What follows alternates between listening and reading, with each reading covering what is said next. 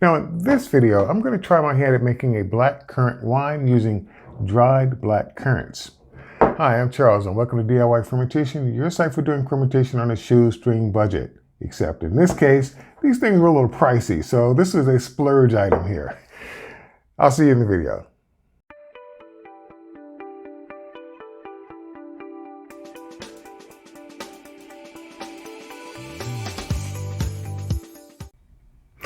Now, there are no new members to report this time. However, memberships are a way to help support this channel. Also, I am an Amazon affiliate, so any of the winemaking supplies that you see here that you want to go ahead and purchase for yourself, you can find links for those below in the comment section. Also, the steps following what you see here in this video, which is just leading into primary fermentation, secondary, the rackings, the degassings, the bottlings, and all of that. You'll find those in my channel page under the playlist.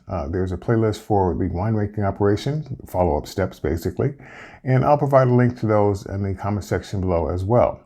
Now then, let's get to it.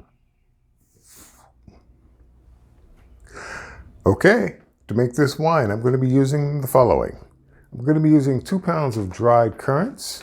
I'm going to be using up to 4 cups of granulated sugar, 1/4 teaspoon of wine yeast. In this particular case, I'm going to be using red Star Premiere Blanc. Juice of 1/2 a lemon. Because I'm working with berries, dried or otherwise, I'm going to be using peptic enzyme, about 3/4 teaspoon. If you don't have peptic enzyme, don't worry about it. Don't use it. Straining bags, of course. I'm going to be using enough water to bring me up to 1 gallon or 4 liters, depending. Something with a wide mouth fermenter, something that you can actually get your hand down into in order to put in your straining bags. A 1 gallon, or in this case, a 4-liter demijohn to do secondary fermentation in. Airlock with stopper. A hydrometer, so we can determine how much alcohol we're producing, although that's not the real cause of making the wine. It just happens to be a side effect, and we'll just want to kind of keep track of that. And of course, I'm going to be sanitizing everything with Star Sands, although one step and some of the other sanitizing solutions out there will work just as well. And that is what I'm going to be using to make this wine.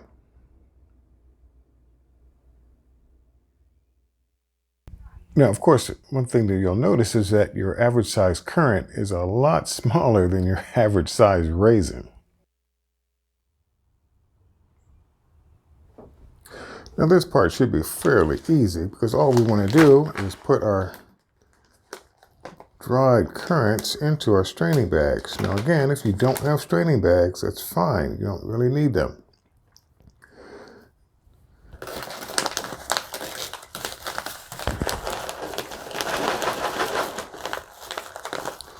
About 1/2 bagish ought to do it.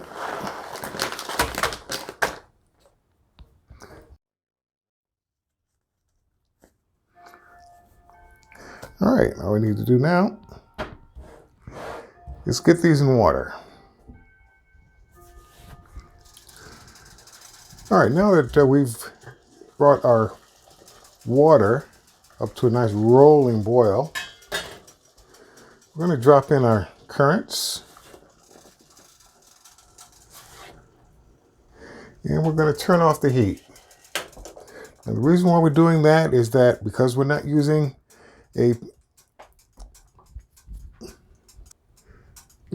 sulfites to help sterilize the fruit. The boiling water will pretty much help kill off any stray yeast that might happen to be on the berries and to some degree kill off any unnecessary or unwanted bacteria. So we're just going to cover that up and we're just going to let that come down to room temperature.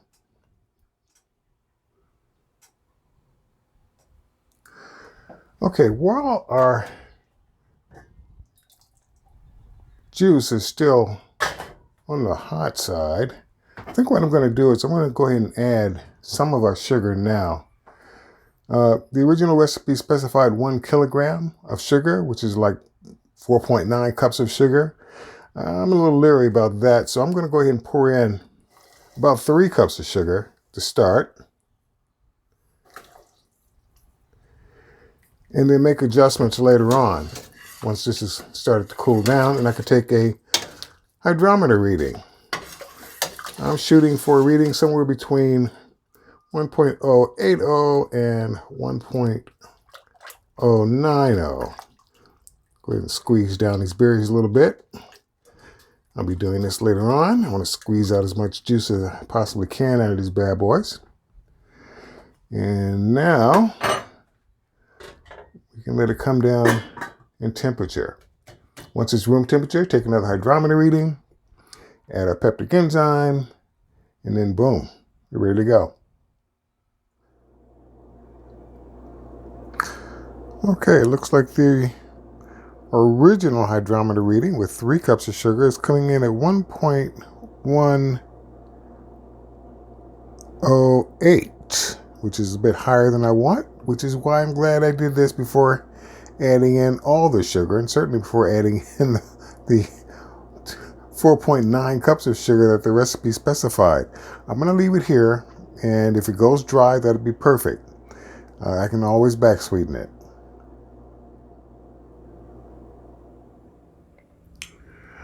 Okay, our sweetened currant juice has come to room temperature, and I've transferred it into our primary fermenter. And all I want to do now is I want to go ahead and add our pectin enzyme. Now, again, if you don't have it, do not worry about it. It just simply helps to remove some of that pectin haze that might accumulate with certain fruits. And if you don't have it over time, time itself will help remove a lot of that haze. So all I need to do is to just go ahead and cover it. And because it's kind of late, I'm just going to let this sit overnight. And then we'll go ahead and add our yeast and start the process of making wine. All right, we've given the pectin enzyme enough time to do its thing overnight. It's now time to go ahead and add our lemon juice, which is acting as our substitute for an acid blend, of which we are only going to use half a lemon.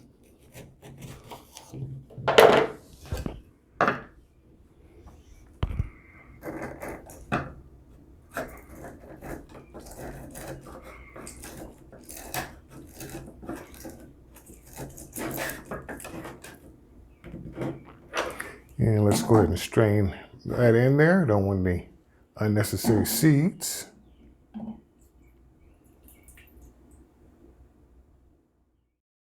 It's now time to convert our sweetened black currant juice into wine. And in order to do that, we need to add our magic ingredient, which is going to be our yeast. We're going to be using 1/4 teaspoon of yeast per gallon. And all you need to do is just sprinkle it around. And because a lot of it is sitting on those 2 straining bags, I'm just going to incorporate it just a little bit. I mean, you really don't need to stir it. If you're the kind that likes to bloom their yeast, I mean, yeah, you can do that if you want. But this is all that I've really ever done is just, well, except for the meads, is just pour it in there and let it do its thing. Now we're going to let this sit covered for the next 7 days.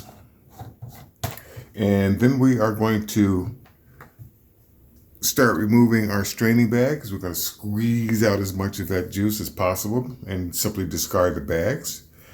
After that, we'll rack it into our secondary fermenter, and we will let it sit between rackings for about 12 months. Now, again, the process of what happens after you've done this step to the part where you put it in the bottles and start drinking it, you can find all of those intervening steps on my channel page under playlist and under winemaking operations. And that should take you from here to the glass. I'm going to simply give it a label so that we know what we're making when we started making it in our original gravity reading, so we can determine how much alcohol we actually produced. And then we shall just put this aside. Now again, this particular fermenter does have its own built-in airlock. It's a little red dot, which will release the CO2 as it builds up during primary. But apart from that, that's all there is to it. Initial steps of making black currant wine.